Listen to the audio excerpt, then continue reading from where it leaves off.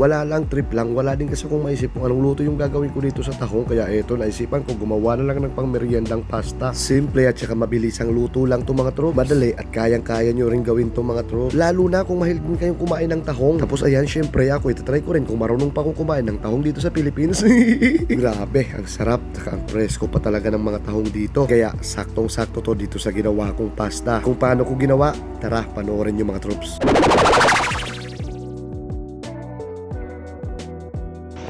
Yo, what's up mga troops? Ayun, take may tahong. Ano kayo maganda dito? Wala akong maisip pa. Okay sana to kung may alimasag. Kaso ngayon, isahin ko lang muna tapos gagawa tayo ng pasta. Tara, let's go! Ayun nga, may outing nga sana kami nung nakarang Sabado. Tapos plano ko sana magluto ng Cajun seafood boil. Kaso wala kaming nabiling hipon tsaka limasag. Kaya eto, naisip ko nagisahin na lang muna para may pang-ulam sa gabi na to. Tapos gagawa na rin muna ako ng pamerienda gamit tong tahong na to. At yun nga, ang naisip ko ang gawing pamerienda ay itong pasta. Parang carbonara lang naman siya, kaso tahong nga lang yung ginamit ko. Tapos syempre, ito gigisahin muna natin. Kunting mantika lang. Tapos pagsasabay-sabayin ko na ang bawang, sibuyas tsaka luya. Wala ng kamatis kasi yung sabaw ay gagamitin natin pagsabaw din para sa pasta. O kung anong luto pa man nagagamitan natin itong tahong. Ayun nga, ang dami na nga nitong tahong sa halagang 200. Presko tsaka malinis na. Kaso nga lang, medyo maliliit tong tahong na to. Okay sana kung yung medyo malaki-laki. Pero so far, so good din naman. Ang sarap din naman. Lalo na at preskong presko. Ayun nga, pagkagisa ko nga, naglagay lang ako ng magic sarap. Wala ng tubig, wala ng asin. Kasi kusang magtutubig na yan, tsaka mayroong alat na rin yan. Ilang luto na siya. It's na.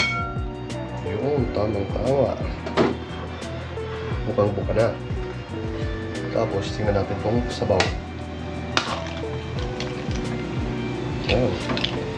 Sabaw na siya ng pusa, kaya goods na goods sa panito. Tignan natin sa clip.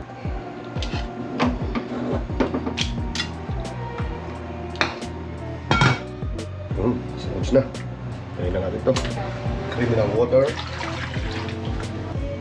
Siyempre mantika.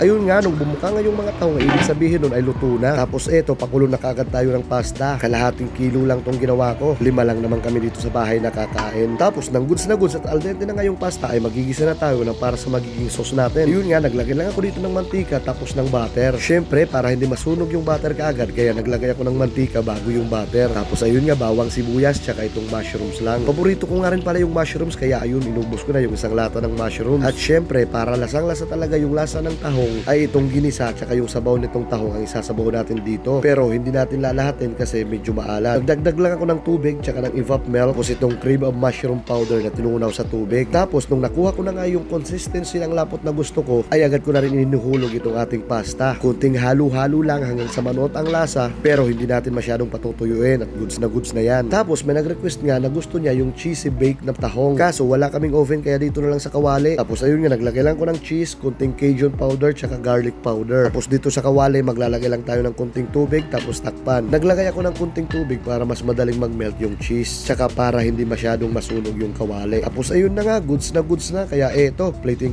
na tayo. Hindi naman talaga natin kailangan magkaroon ng magandang kusina o kaya kompletong kagamitan at kasangkapan para makapagluto ng maayos tsaka masarap na pagkain. Nasa sa atin lang din talaga yon. Kung talagang mahilig at madiskarte din talaga tayo gumawa ng mga pagkain. Ayun na nga, pagkalagay ko nga sa plato nitong pasta ay binudburan ko lang ng cheese. Tapos pinatungan ko ng konting tahong. Tapos syempre, para magandang tingnan ay nag-garnish lang ako dito ng pinino kong green onions. Green onions na ginamit ko, wala kasi akong stock ng parsley dito. Tsaka walang mabilhan ng parsley dito sa probinsya. So ayun na nga mga troops, ito, ready to serve na. At tinanghuhusgahan itong nagawa nating pagkain sa araw na to. Ayan, ganyan lang kasimple tsaka kadaling gawin. Kahit medyo kulang-kulang sa ingredients, okay lang. Ang importante magawa kung ano ang gusto natin. Tsaka makain kahit na anong cravings man natin. O siya mga troops, hindi na ako mag-voice over muna. Food trip na lang muna ako mga troops. Kaya tara, papa na. Yan na ito dito. Kung ano na dito ikaw. Ako nga ito. Love you. Ano, okay lang? Sigurado ka?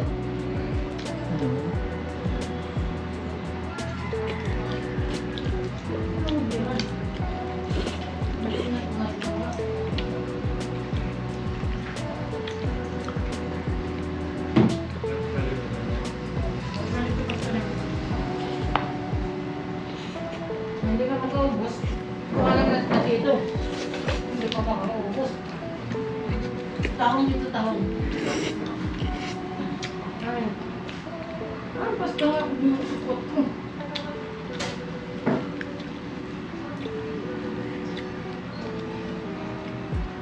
Ubusan lang ito, gudaya man lang ito. Kaya mo katada.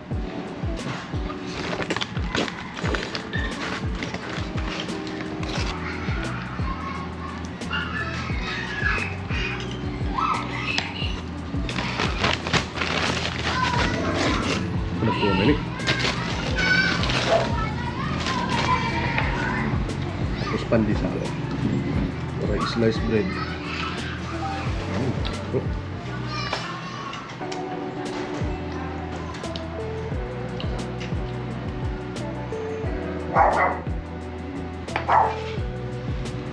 Ayun nga mga troops, goods na goods nga ang papa. Sulit na sulit, lasang-lasa talaga yung laso ng preskong tahong. O siya, hanggang dito lang muna mga troops. Salamat ulit sa panonood. See you sa next video. Thank you, have a good one.